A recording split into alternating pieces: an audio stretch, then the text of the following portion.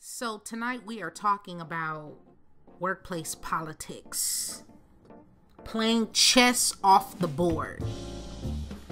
Workplace, office politics, known by any other name, is still politics. And before I get into the gist of this talk, I want to say there is no such thing as a level playing field. And once you fully understand and grasp that concept, that there is no level playing field, you'll have a better understanding of how the game is played. Okay? The only place where the playing field is level is sometimes in sports, and that's not the sports that we know in terms of Olympic level, NBA, NFL, NHL,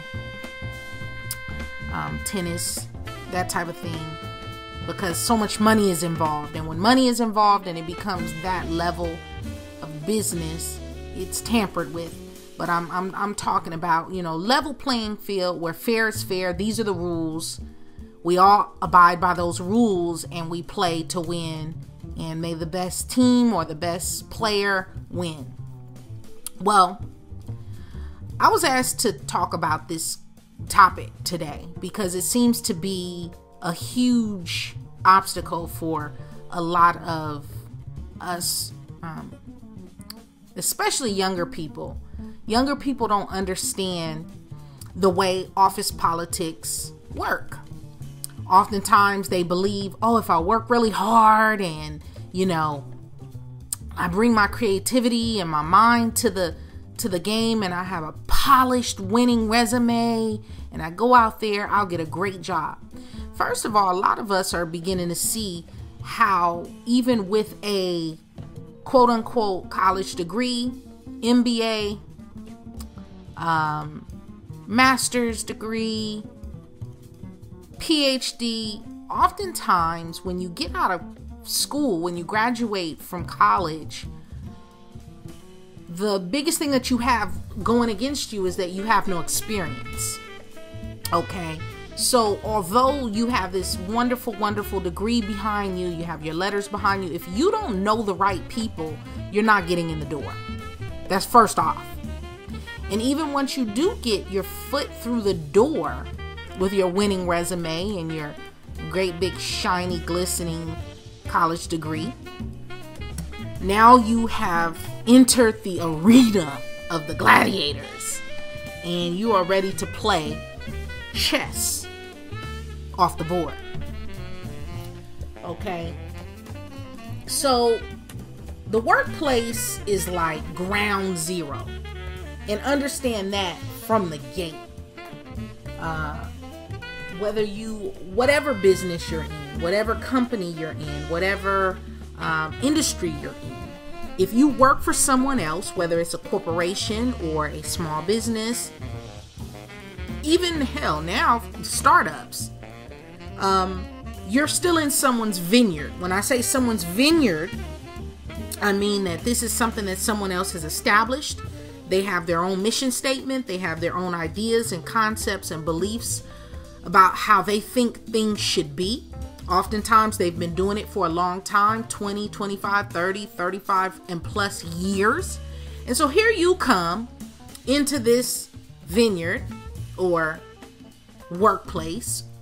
You have your cubicle, you're sitting beneath your fluorescent lights.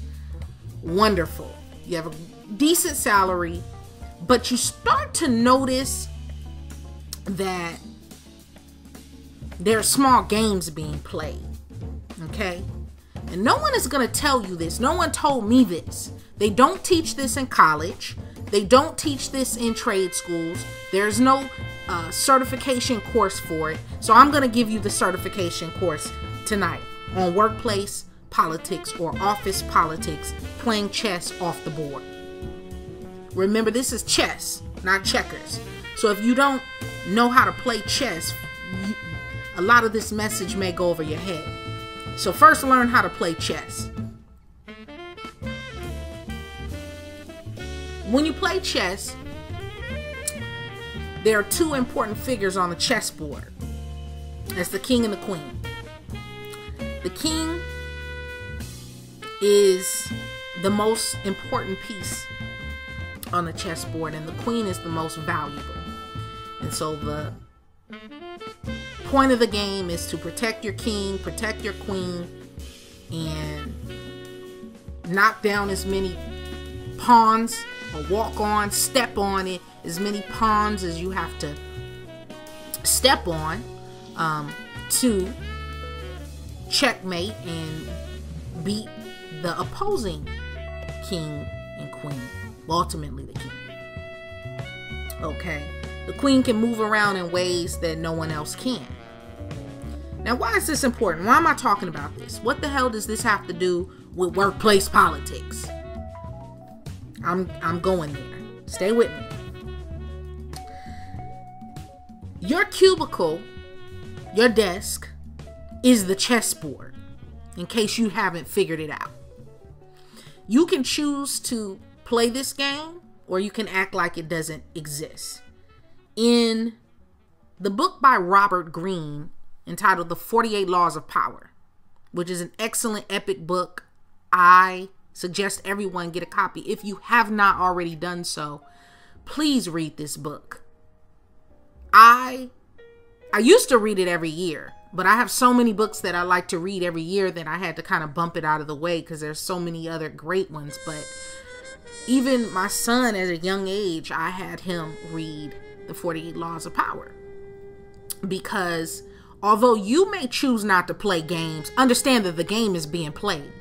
Okay? You may not give a shit about sports. You may not care about chess. You may not feel like indulging in mind games, but others do. Okay?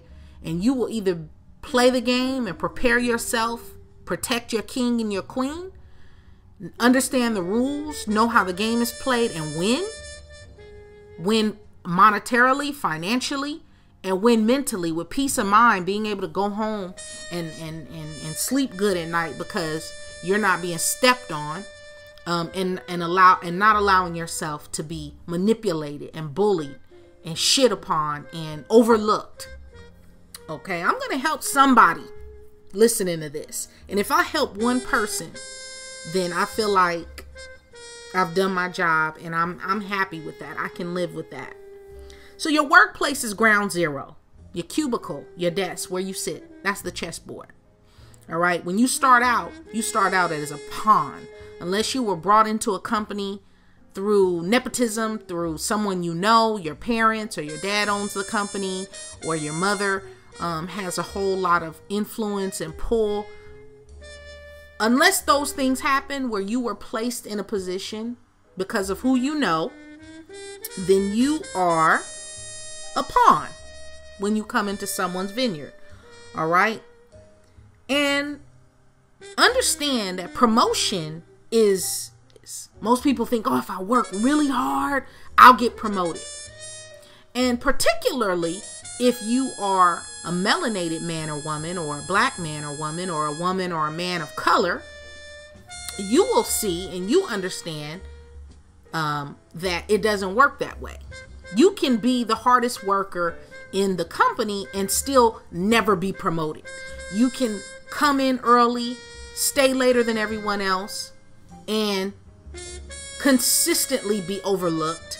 And people come in after you with less qualifications than you. They don't have the degrees you have. They don't have your education. And yet they still be promoted.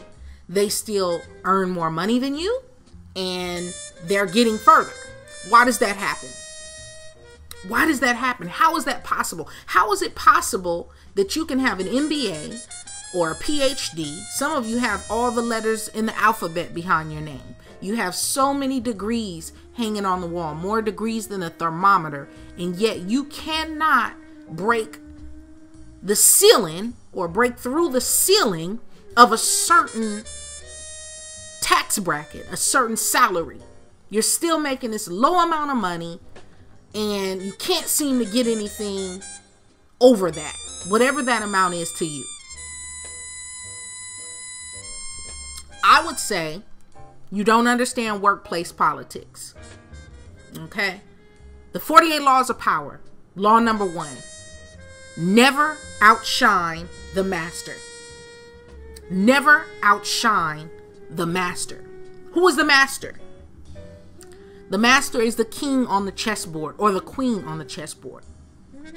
The master is the man or woman or entity or board of directors who have the most power. Remember I said the most powerful piece on the chessboard is the king. In this case, your chessboard, your cubicle, your desk, in this ground zero setting of your workplace, wherever you work. I don't care if you work at a car dealership. I don't care if you work at McDonald's. I don't care if you work for a major corporation or if you work for a small business. These rules apply across the board. The master is the man or woman who signs the checks. If you work for a small startup or a small business, this is usually the founder. This is the CEO. This is the boss. This is the man or woman whose name is on the company, who not only signs the checks, but they have the largest amount of influence and decision making, control and power. Okay. Oftentimes this person has been around the longest. It's either their business that they founded or started or established, or they were brought in as a CEO because of their extensive connections they have. They may have graduated from business school or just be really savvy and shrewd as negotiators. And I'm going to talk a little about that in a second. But the master is the boss, the CEO, the owner. Okay? And you never want to outshine them. Meaning this, in your mind, you have to look at this person as someone you respect and reverence, but at the same token, you don't want to piss them off because ultimately they make the decisions. And go with me for a little bit. Humor me.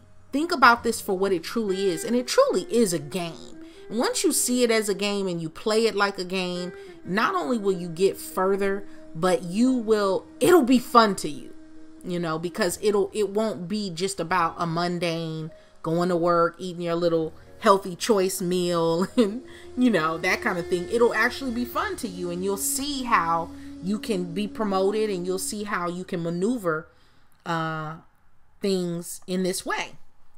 But never want to outshine the master. When you're around the boss,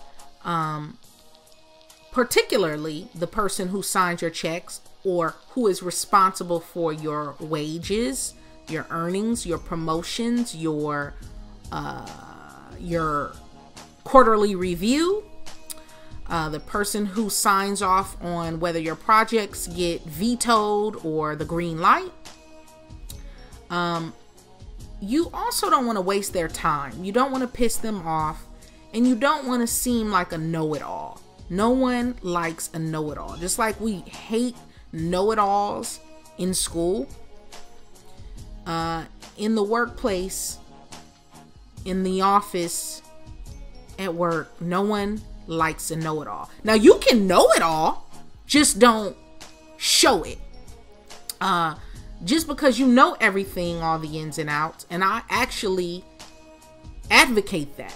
I think that you should be the most knowledgeable in your field, in your arena, in your industry, in your office, in whatever it is you do. You should aspire to know the most about it. Not because you want to outshine or show off, but because you are intending on eclipsing this shit. You're intending on moving past this. If you're doing the same thing day in and day out, longer than 10,000 hours, longer than 5, 6, 7, 8, 9, 10 years, you've been doing this. If you've been doing the same thing for 10 years and you're still making the same amount of money, or you're still in the same position, you haven't been promoted, you are failing. You're failing yourself. You should value yourself more and know that you deserve more. If you don't know, I'm here to tell you, you deserve more. Not only should your wages and your salary increase over time, you should be getting promoted to the point where, you're getting more influence, and you're getting more pull, you're getting more power, you're getting the benefits of the experience and the value that you bring to that particular workplace. And if you aren't receiving those things, you're not getting benefits, you're not getting raises or promotions, then it's time for you to put on your choosing shoes. It's time to put on your walking shoes and look at the front door. And you need to be looking for something else. Or sharpening your saw and enhancing your skills. I'm going to talk about that in a second. Now, what value do you provide? Because ultimately, promotion is 98% likability. I'll say that again. Promotion is 98% likability. It's how much the master and the people in control, the board of directors, the people who sign off on the checks, who decides, who makes the decisions, first of all. The person who makes the decisions has to like you. Now, if they don't like you, I don't give a damn how experienced you are. I don't give a damn how many letters you have behind your name. I don't care how many degrees you have on the wall. I don't care how much you know. If the master, the people who make the decisions, or the person, the man or woman who makes the decisions, if they do not like you, you will go nowhere. This is how the game is played. Now, you have to be genuine in your approach. You can't just, front and brown nose and act like, in a sense, you do kind of have to be fake, but I don't like to use that word. I don't like to call it fake, because that's not what it is. It's acting. It's modeling. It's playing the game. It's playing the game. So you play the game. So whoever it is who's the decision maker, you play to their strengths. You bring value, and you show and prove how you bring value to them. They have to like you in a way that is beyond your job description or beyond your job duties, meaning that they have to see you as an asset to their organization. They have to feel as though if you were to leave, their organization would take a cut. That means you have to make yourself so completely, utterly, and totally indispensable that then you can control your wage. You can control your salary. You can control the benefits. You can come to the table and negotiate and say, hey, listen, I've been at this company for 5 years or for 7 years. I've worked tirelessly. I created this system, or I made this better, or these are the things, this is the value that I brought to you.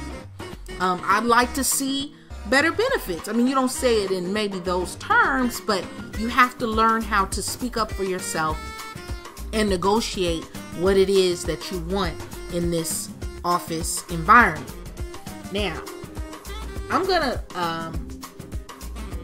veer a little bit and talk about, why are you at the job you're at? You have to ask yourself that. Are you there because you just need a job to pay back your student loans, or to pay your rent, to pay your car note, to keep groceries on the table, to keep your children fed? Or are you working where you work at this time to make an impact on the world? Is this job a means to an end? Is this workplace helping you to become a better person? Is this workplace tied to your destiny in life? Okay?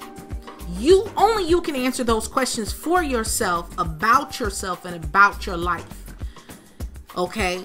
Oftentimes, we get into a job because we graduated from college or not, and we need a job. We just need a damn job, you know, for crying out loud. I don't care who you are. You have to eat, right? You have to eat. You have to keep food on the table. You have to keep clothes on your back, and you need a damn job. So you take a job, but when you think about it, you spend so much time at your workplace. You're spending more time at your workplace than you spend anywhere else.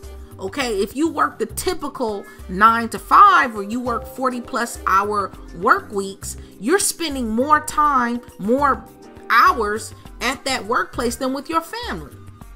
Most people, your average, certainly your average American, who goes to work from 8 to 5 or 9 to 5, 8:30 to 5:30. First of all, in the morning, you're going to spend at least 20 to 30 minutes getting yourself ready for work, right? You got to factor in waking up, getting yourself ready for work. You have to factor in traffic or whatever your commute looks like, whether you have to get on a train, whether you have to get on a bus, whether you drive, are you on the freeway or the beltway, are you on a subway, are you riding a bike? Okay, so factor all this in. The time it takes you preparing to get to the workplace, the time you actually spend at the workplace, and then the time you spend when you're done commuting back home or wherever you are going when you leave, right? So when you factor all this in, you're looking at 10, 12 plus maybe or more hours out of your day that have to do with this vineyard. Wouldn't you say that's kind of important? That's kind of huge. So if you're spending this kind of time somewhere, it needs to be benefiting you. It needs to be keeping you edified in some way. It needs to be empowering you in some way. If it's not, you have some decisions to make. As I said before, it might be time to put on your choosing shoes, because 40 hours a week is a long time out of your life to be somewhere, especially if you're miserable. And I would say if you're miserable, sometimes it's easier on your conscious, on your subconscious, and on your psyche, just on your peace of mind, to maybe say, you know what, I'll get a part-time job where it's not as stressful, and then I'll work on what I'm really passionate about. And if you can't do that because of financial strengths, I would say then better yourself. That might mean taking additional classes, getting better certified, perhaps going back to school, perhaps. There is night school, there is weekend school, there are programs, there are different. Now at this point, you can basically take a class almost anywhere online for free through programs like Coursera, and there are so many more where you can take classes, and although you may not get the degree or the certification, you're getting the knowledge. And all you need is an internet connection, maybe a library card, and you're getting the knowledge. You're getting exposure, and that's going to go a long way. But in terms of workplace office politics, promotion is 98% likability. They have to like you. If they don't like you, you're not going to get promoted. Now, if they love you, you're going to rise to the top. That's why the people in the highest positions, they may be an asshole to you. They may come off like just ridiculous jerks sometimes. But trust me, they understand the game and they're playing the game. If they are at the very highest echelon at the top, they're playing the game and they're winning because they're getting what it is they want and need. So you have to ask yourself, you know, what value do you provide? Why are you working here? What is it doing for you? Are you looking to be free? Are you looking to be free? Meaning, do you see yourself working in this environment for the rest of your life? You know, the old model was you have a winning resume and you get this great job and you're at this job, if you're lucky, for at least 20 to 30 years, and you can retire, with a gold watch, these factory type, manufacturing type jobs. And then if you were lucky, you got an excellent 401k and a pension plan and medical and dental and vision, and you were able to retire and spend time with your grandkids and then die. Right? I mean, in between, of course, you're going on vacations and you're getting married and you're having children, or you're buying a house, or you're paying off your car, or whatever. But the new model, because that model is so outdated, I'm not saying you can't do it. And let me just say, I've said it before, all work is honorable. All work is honorable. I don't care if you flip hamburgers or you're performing heart surgery. All work is honorable. We need everybody. We need the people who pick grapes and oranges, and we need people who perform heart surgery and neurosurgery, and we need the engineers, and we need people who design software. We need everybody. But this is about fitting into your niche and what works for you. Are you happy? Are you happy? If you're not happy, how do you get to happy? How do you change this shit? Because they don't teach you this shit in school. And it baffles me, because they teach you all this stuff. We're teaching kids things that is irrelevant to their survival, to their well-being. And then the stuff they need to know, we're not telling them. So let me talk about office bullies for a second, because I've had my share. And I don't want to insert too much of myself in my stories, because that's not what's important. But what is important is the takeaway message.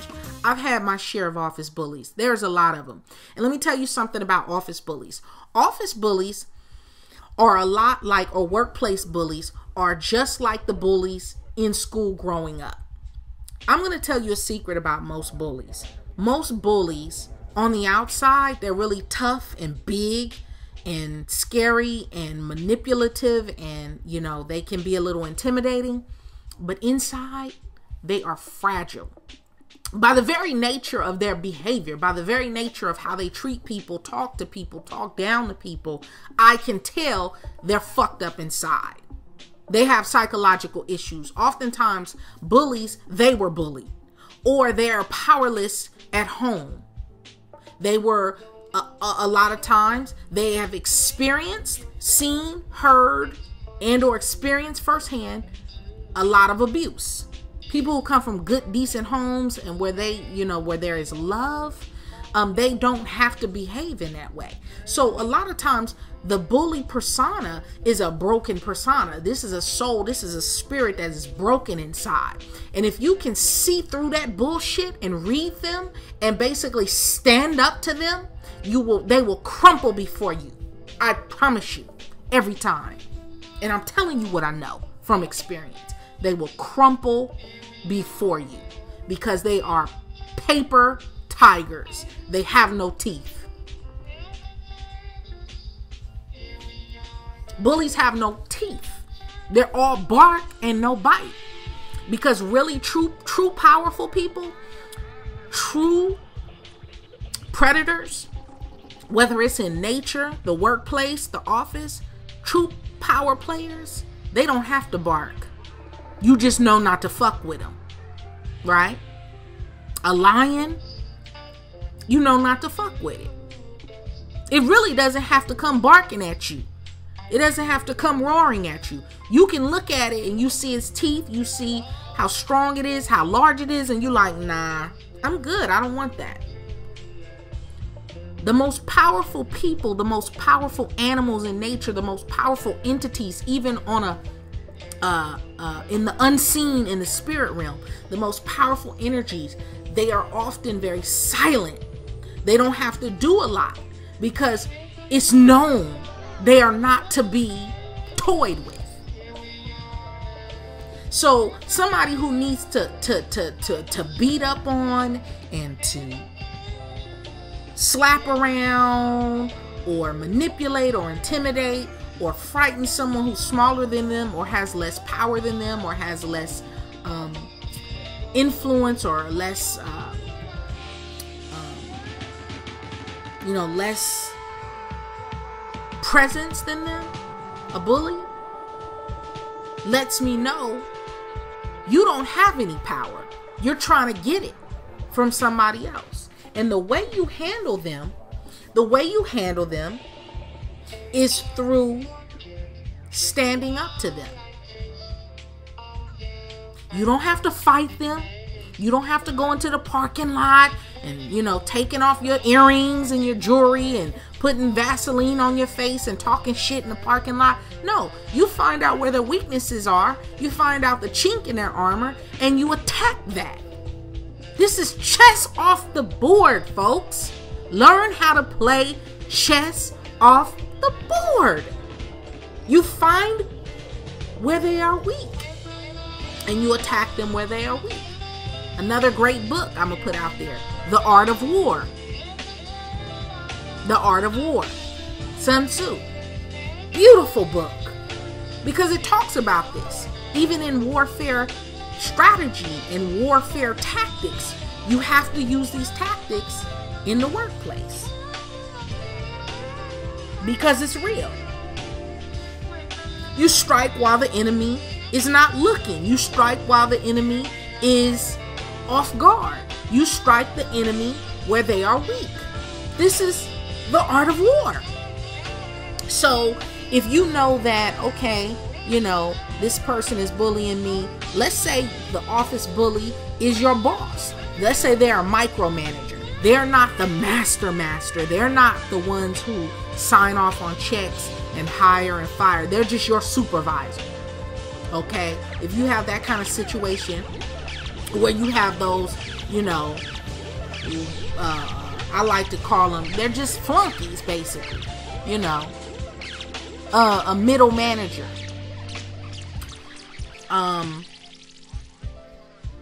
If you spend a lot of time around them or you just listen to them, you don't talk so much. That's another thing. Some of you guys just talk too damn much. You run your mouth and then you wonder why people at work are talking shit about you behind your back or gossiping about you. They can only know what you tell them. So if you sit around the water cooler bumping your gums and running your mouth all the damn time, then understand you will be gossiped about. Stay away from gossip and stay away from gossipers, because people who bring you shit and, oh, well, I heard she said this about you and he said and she said that. First of all, disconnect from people like that. Anybody who's coming to you, oh, she said this and I heard he was, that is a loser. I don't care what they look like, what type of job description they have, what type of car they drive. This is a loser. This is somebody that is going nowhere in life. And I pray and hope that you're not one of those people, because I have no sympathy for people like that. And I have no sympathy for the type of karma that befalls them. Because if you rake people across the coals, whether it's true or not, it's not for you to tell their business. That will come back to you boomerang times 3. And I'm telling you this from experience. I've seen it happen. The gossips get gossiped about, and before long, they're either hauled out, fired, laid off, or they're just overlooked. Which is, to me, I mean, shit, that's worse. They keep you around, but they don't promote you. They don't pay you. You may even catch a pay cut. So don't be that person. But with bullies, you just have to stand up to them. Stand up to them. Don't cower. Don't start crying. You face them. You look them in the eye. And if you have to, hand them your ass to kiss if you have to. But you will not be moved. Because in the grand scheme of it, they are not all powerful. They are not the master. They are another pawn. And they can be moved. You can not only have their position, but a position greater than their position. And if you play your cards right and you play the game right, you will be promoted beyond them. And this too, I speak from experience. I've seen it happen, and I've seen it happen with other people. So do not fear or be dismayed by bullies. You just stand up to them. What are they going to do to you? Are they going to beat your ass? Are they going to fight you? No. And don't be that angry man or woman who's always, you know, getting so aggressive as though you are going to fight someone, when you know good and damn well you are not going to bust a grape, because you need this job. We know you need this job. So you don't want to ever lose your cool. You don't ever want to be the person who, you don't want to be the person who is known for being emotional, crying, yelling, beating your chest, getting worked up over the smallest of things. You always want to keep your cool. You want to beat people and win mentally. Even if you are an emotional person at home, in your relationship, or around your family, that's not what you bring to work. You can be a very personable person without being overly emotional. Because another thing I'm going to tell you is that if you're the type of person who loses your cool, you too will be overlooked. Because they'll say, that's not a man or a woman who we want over a lot of people. We don't want this person to supervise a bunch of people or manage a bunch of people. And they lose their cool and start flipping off and flipping out on people and cussing and screaming and throwing shit. And, you know, if that's you, if that's your personality, you have to get a handle on that. You have to get a handle on that. But another thing I want to talk about is, why do people, you know, they work these hours and they clock out at 4:59. You know you're supposed to be there until 5, right? At 4:59, your shit is packed up. You're ready to get in the car and you are out the parking lot on 2 wheels. Why is that? And I would say because most people, they're no longer passionate about this shit. If you find yourself at a job where at 4:59 your shit is packed up and you are on 2 wheels out of the parking lot, you have lost all desire and passion and hunger to be in that environment. Chess off the board. We playing chess off the chessboard. Okay? Workplace politics. People are clocking out at 4:59 because they don't want to be there. But why don't they want to be there? Why don't you want to be there?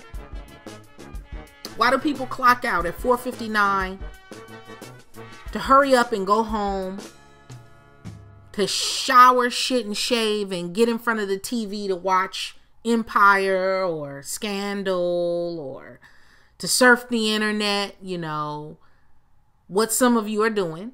You know, hurry up and get home so you can get online and look at porn or whatever it is that you do. Or for some of you, hurry up and get home so you can get dinner started and pick up your kids from daycare. And, you know, some of you have to get by the grocery store and run your errands. Or some of you are going to happy hour because you just want to be out of your damn mind. You don't want to think about that place. And you don't want to think about those people. And the idea that you have to be there for 8, 9, 10 hours, and you have to go to lunch when they tell you to go to lunch, and take your breaks when they tell you to take your breaks. You have to, have you ever thought about that concept?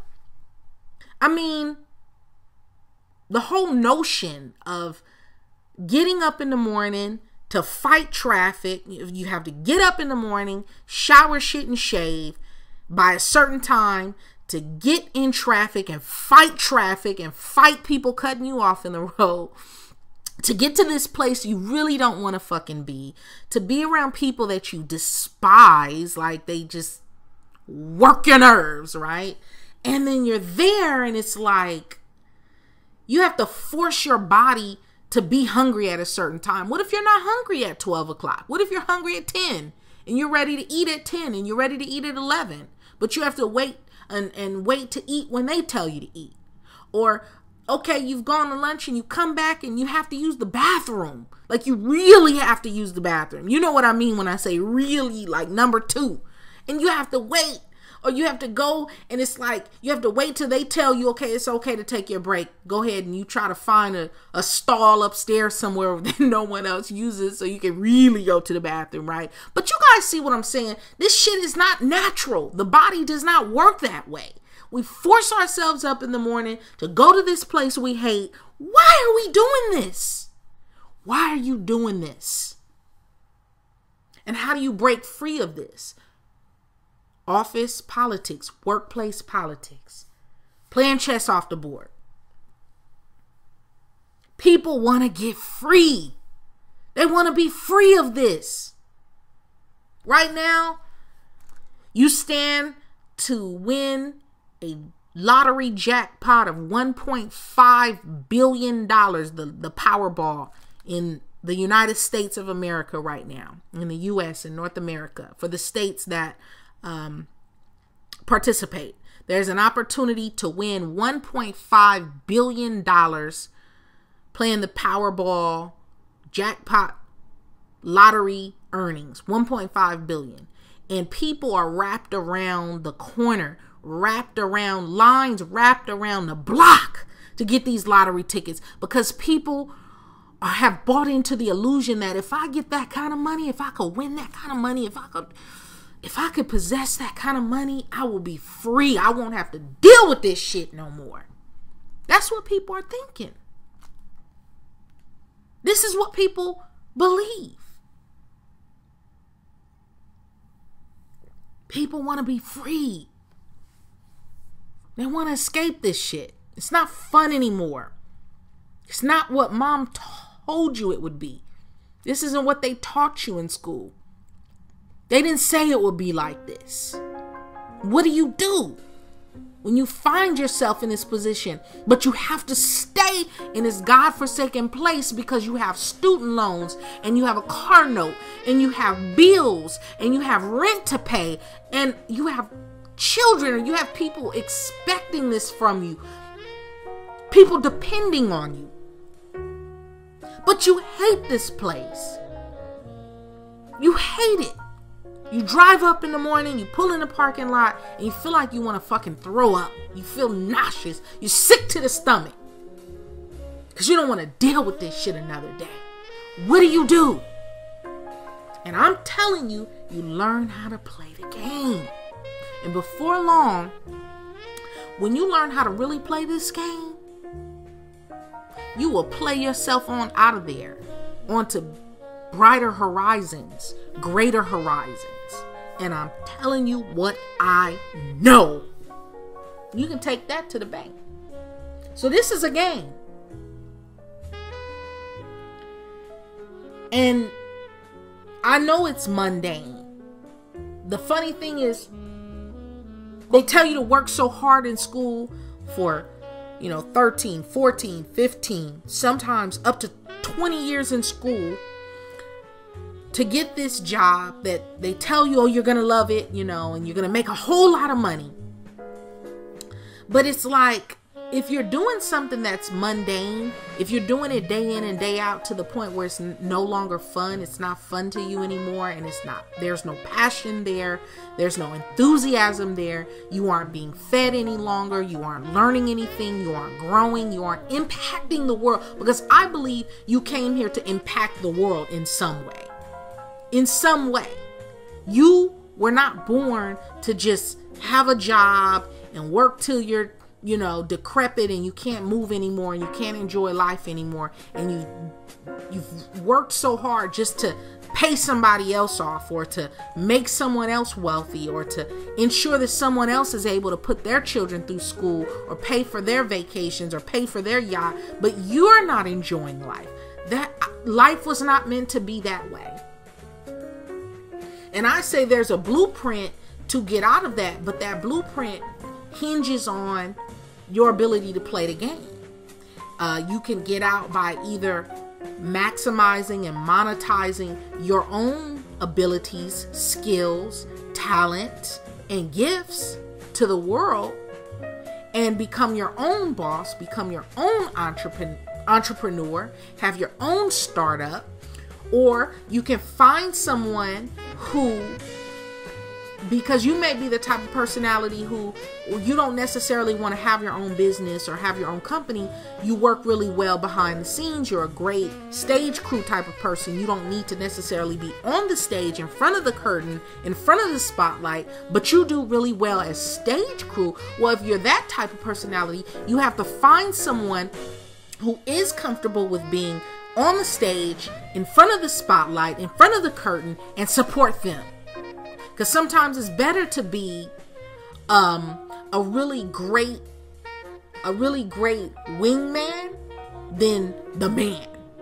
You know, I would rather be a really great assistant to someone magnanimous and awesome than a mediocre leader who is ineffective. Okay. And that's whatever your definition of ineffective is. But, you know, the whole mundane hamster wheel cubicle, it's not safe anymore, you know, because you can work for a company. You can give a company 10, 15, 20 years of your life, and tomorrow they hand you your pink slip, and you have given them your blood, sweat, and tears, and they hand you a pink slip like, sorry. And oftentimes they'll bring in 2 people to do the one job you were doing and pay those whatever you were making. And you say, okay, well, you know, I'm making 50 or 60 or 70 grand a year or 100 grand a year. I want 120 grand a year. And they say, oh, you know what? You're getting older. Let's go ahead and bring some new fresh blood in. And they bring in some fresh young blood, and they bring in 2 people to do the job that you were doing by yourself and pay them half of what they were paying you. You've effectively been overlooked. You've lost the game. You've been checkmated. You lost. Because if you give somebody that much of your time and you don't walk away with some type of prize or some type of benefit, you caught the L. How does this not happen? How do you avoid this happening to you? So there is a blueprint. I think that you have to be careful not to lose your momentum. Don't let any workplace beat the life out of you or the passion out of you to a point where you no longer know who you are. You no longer know what your dreams are. Well, you know, when you were 16 or 17, this is what you wanted to do one day, and you saw yourself in your future doing one thing, and then you end up spending so much of your life doing some other shit that has nothing to do with your dreams and your talents and your gift. And if you can't find time to do that, and you lose momentum from the hunger of wanting to do that, you have to find a way to galvanize your momentum again. And sometimes being fired or pushed out of a mediocre workplace that didn't do anything for you anyway except help you pay your bills, but you were dying on the inside, sometimes that's the best thing that could have happened to you. It's a hidden blessing. You have to learn to see a hidden blessing for what it is. Are you aiming for stability or impact? Are you just happy with security and knowing that you have a paycheck coming every 2 weeks? Or do you really want to make an impact on somebody? Whether that's your community at large, your family, your environment, your state, your country, this world, the universe, yourself. Maybe you just want to prove something to yourself. What are you aiming for? What are you seeking? Are you seeking stability? Because if you're seeking stability, then you don't need to play the game. But the problem with that is someone else may come in, and although you're not willing to play the game and you have no interest in it, they are. And so you find yourself being dethroned or losing your position. or being removed from the chessboard because you weren't willing to play the game. You were good with being stable with a check every 2 weeks. But the problem with that mentality is the world is changing so rapidly, and so the world is changing in such an intense manner that you can't begin to stand still, because you will be overtaken. Even if you say, you know what, I just want to stay here, this is fine with me, I don't have any hopes or fucking dreams or whatever she's talking about, I'm good with this, I'm good with being able to pay my bills and, you know, go out for pasta every other weekend and go to church or whatever. The problem is you will be overtaken by somebody who's hungrier than you, who is willing to play the game. You'll be overtaken by them, and you will find yourself on unemployment. You will find yourself outworked, outsourced, and dethroned, because there is always someone who wants it more than you. And there's always someone who's willing to do more than you're willing to do. Always. Always. Even something so small and seemingly insignificant, someone wants that too. It's just the nature of this society. So, how resilient are you? You have to be resilient. You have to be immune to change. So what if shit changes? You have to adapt. So that means if you're in a workplace environment that's very polished and professional, it means you have to step up your game and be polished and professional, because you want to be taken serious.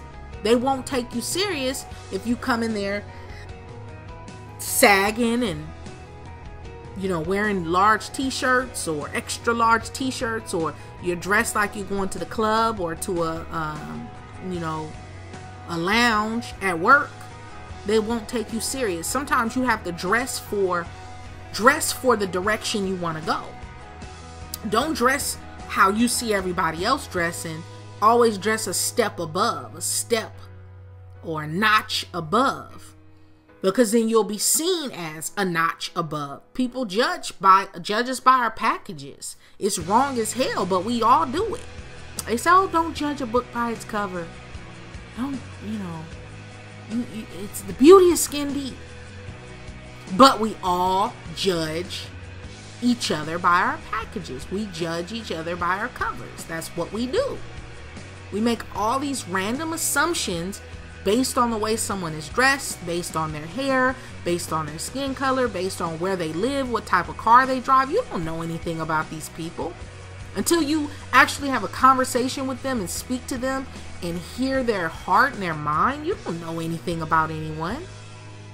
But yet, that's what we do. We judge people. We all do it. We're all guilty of it. How resilient are you? When all else fails, ask yourself how you can help people. How can I help people? How can I help more people? Wherever the problems are, wherever the pain is for people, like, be the solution to that in your workplace. So find all the, the shit nobody wants to really deal with, because it's just like, I don't want to deal with that. It's expensive. It's a pain in the ass. You be that person. You be that person. Because before long, you will see yourself soaring to the very upper echelons. You will be at the top. Be willing to do the shit nobody else really cares to do. They can do it. They just don't want to do it. They're lazy. They don't have any more fight in them. They're good with the check every 2 weeks. So they do the very minimal. They do what they have to do. And they're clocking out at 4:59 to hurry up and get home just in time for Empire. Get home, get showered, get a bite to eat, plop down in front of the TV, watch ESPN, Sports Center, catch the game. There's nothing wrong with that. I'm not saying those people are wrong, but in a workplace setting, you just want to make sure that you're willing to do what what people aren't willing or interested in doing. And as I begin to close, I want to just mention some other notable things dealing with workplace politics. Don't burn your bridges. So that means even if you know you have to exit stage left and it's time to go and you have to get out of there, you can't take it anymore, you find a new job. And that's another thing. If you hate your workplace, you should always be on the lookout for better opportunities. You should always be putting out resumes. You should always be looking at opportunities to start your own business, creating. I'll tell anyone who wants to listen, okay, you should always have at least 5 sources of income at any given time. Now for me, I always push myself higher and harder than I push anyone else. So my goal is to always at any given time have at least 5 sources of active income. That means things that I'm doing to bring in money, and 5 sources of passive income, meaning a book I've written, and though I may write the book in January, I'll still receive residuals in February, March, April, May, June, so forth and so on. Or I'll create a website, or I'll ghostwrite, or I'll blog, or I'll do something for someone that I'm still getting money trickling in for the rest of my life. You should always have 5 sources of income. A job is one source. Remember your job is not the end all be all. It is not the source. It is not God. Your job is a resource. Resource means that it's not the source. It is a means to an end. It's not the end itself. Your job is a stepping stone to where you ultimately want to end up. And if you treat it as such, you won't get beat up and beat down by the bullies and the politics and all the bullshit that goes on in the workplace. Just off the board. Don't burn bridges. You don't want to flick off and flip the bird to the boss when you walk out and fuck you, I'm out of here. I hated you guys anyway. Y'all ain't shit. Don't do that. Don't burn your bridges. Even while you're on the job, you always want to be the source of happiness. You want to be the fountain of inspiration. You want to be the person who people go to you because when they leave from your presence, they feel uplifted. They feel a load lifted off of them. They feel happier. They're laughing. They're smiling. Your energy is light. You want your energy to be a source of light and happiness and joy. You want to speak positivity at all times. Even if you're having a bad day, fake it till you feel it. Fake it till you feel it, baby. Fake it till you feel it. Smile, put a smile on your face. I don't care if you have to read some affirmations or listen to a Kevin Hart YouTube video, whatever you have to do to put a smile on your face. Listen to some comedy, laugh, get in a jovial mood, but you always want to speak positivity and be a source of happiness in that environment, because that's how people will remember you and that's how people will speak of you. You don't want to be Debbie Downer or Negative Nancy. Now here she come, they're not going to say it to you, but I'm telling you, they're talking about you behind your back. Because when you spew negativity and you are the source of gossip or negativity, or you're just always angry or hard and difficult to be around, no one wants to be around you. No one, you are gonna actually draw all types of negative, hurtful, painful shit to you that you just really don't want to have to deal with. So when you see people like that going through stuff, is because they're drawing it to themselves unknowingly. Don't be that person. Don't burn your bridges. Keep it classy. Keep it professional. Keep it positive. Be the source of happiness. Don't gossip. Don't associate with gossips. Don't go out to lunch with them. If you have to get up from your desk and go, use the restroom, and they're around the water cooler gossiping and talking shit about the boss and talking shit about who's sleeping with who and who did what and what they had on their Facebook, dissociate yourself from that type of talk. You can speak to them, smile to them. Hey, how you doing? Good morning. Hey, I saw your latest Instagram post, but keep it moving. Do not spend quality time with them. Don't go to dinner with them. Don't go to happy hour. Don't have any dealings with those people. You don't even want it to rub off on you, because those are people that they aren't going anywhere. I promise you they're not. And I can promise you they're probably broke. Even though they have a job, they're broke. Because that personality, it attracts that energy to itself. But I'm going off the deep end. Chess off the board. Workplace politics. When you enter a new workplace, know who you're dealing with. Learn who the decision makers are. Because sometimes who you think the decision makers aren't really the decision makers. They have to answer to somebody above them. That's who you're interested in, and that's who you want to get to know on some level, and you want that person to know your name, who you are, and that you are valuable. You are an asset to them.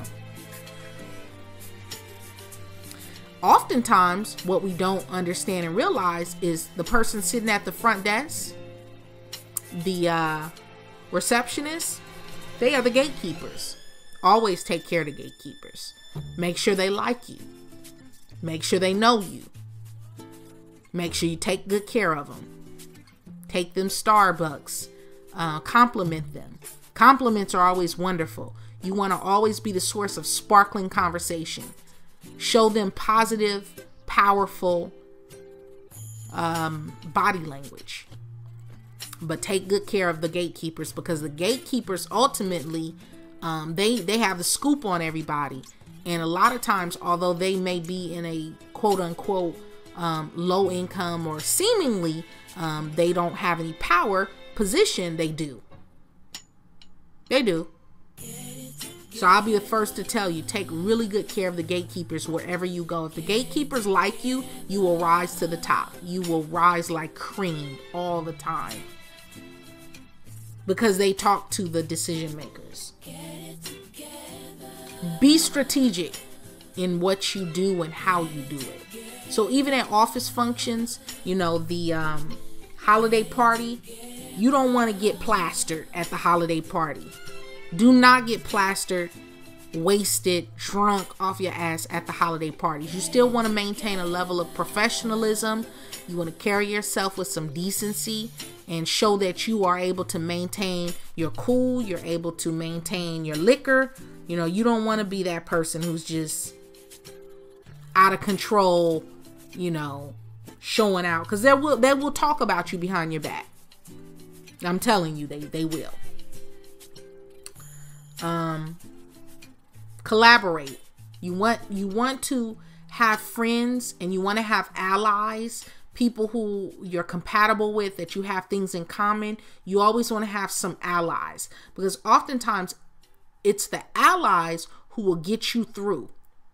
And when you look back over your life and you look back over your career, you'll think to yourself, wow, if it wasn't for Jessica, or if it wasn't for Alfredo, it wasn't for Jose, it wasn't for Tom or Tanner, they helped me get through it. Because God will always put people strategically in your life during your most difficult times.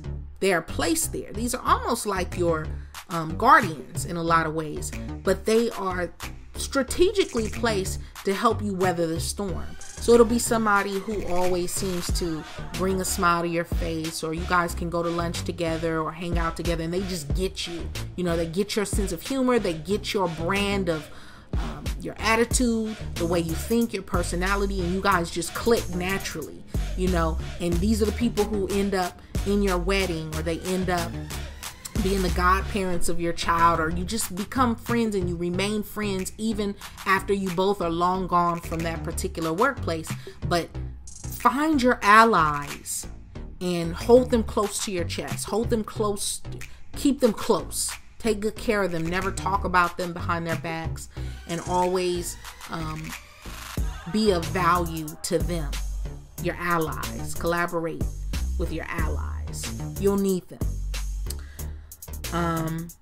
Never ever, as I would say, you never sleep or you never shit where you eat. Never shit where you eat. That means you never want to sleep with or start a relationship, an affair with someone at work. Don't do it. Just don't do it.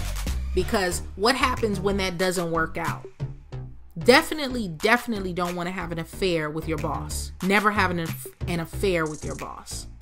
Because when it doesn't work out, inevitably it won't work out. Now, if it does work out, wonderful. You were lucky. But more often than not, those types of situations don't work out. And when it doesn't work out, guess who's going to get put out? Guess who's going to be walking out with that cardboard box, having to apply for unemployment? You. Even if it doesn't happen that way, you don't want to get involved with somebody at work and it goes south for whatever reason, it doesn't work, and then now everyone knows your business. I worked a place one time many years ago. I was much younger, and one of the girls who I worked with, she had an affair with one of the guys, and they were sleeping around, and they hooked up. They, became an item. And after about 3 or 6 months or whatnot, they split up. They broke up. And guess what he did? He sent this tells you how old it is. But he sent an envelope with a bunch of Polaroids in it of her naked. Where she had, now they just send nudes or whatever, or if you guys did a sex tape, they'll send the sex tape. So he sent an envelope full of nudes of her and put her on blast, embarrassed her. Everyone saw it. They passed it around. It was terrible, and I felt bad for her. But at the same token, she has to take responsibility for the fact that, she had this affair with this guy and it didn't work out.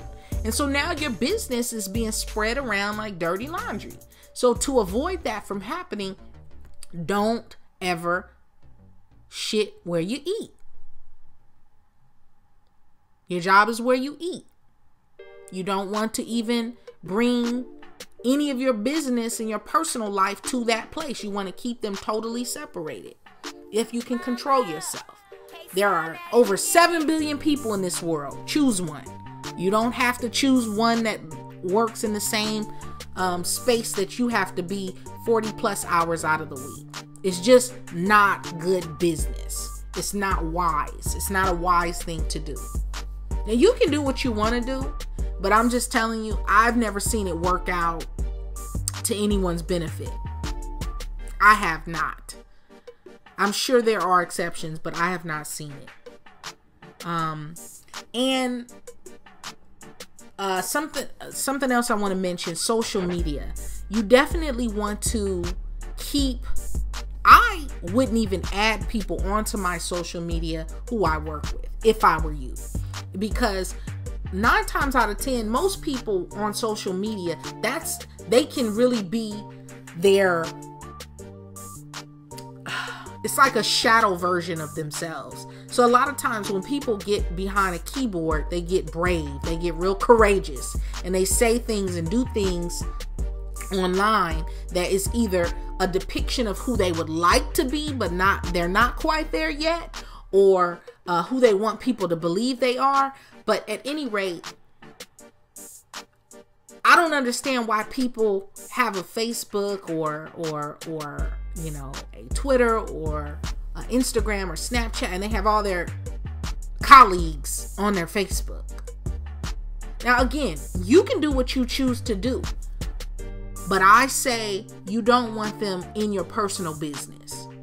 And if you do have a Facebook or social media, and you have your colleagues and your coworkers and maybe even your bosses on there, that's not the place, the time, or the platform to post things that will come back to chew your ass up later on down the line. So you want to always, remain positive and professional wherever people from the workplace see you. And if you know you become just totally another person on social media, just don't add them to your social media. Just, tell them, oh, I don't really go on there. I don't have one, and keep them out of it. So I don't want to be long-winded. I'm going to cut it short. Again, remember that office, workplace politics is chess off the board. Learn how to play the game so you can be promoted, you can have longevity, and you can get free. Most importantly, peace, be well, be smart.